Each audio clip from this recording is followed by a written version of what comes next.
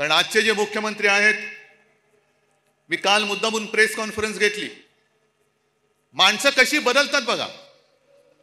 आपलं राज्य होतं तेव्हा हेच बोंबलत फिरत होते, ओला दुष्काळ जाहीर करा.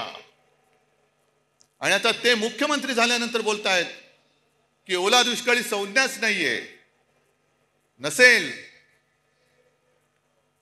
पण जनता संकटात आहे. खड्ड्यात घाला तुमच्या संज्ञा, पण त्यांना पहिली मदत द्या.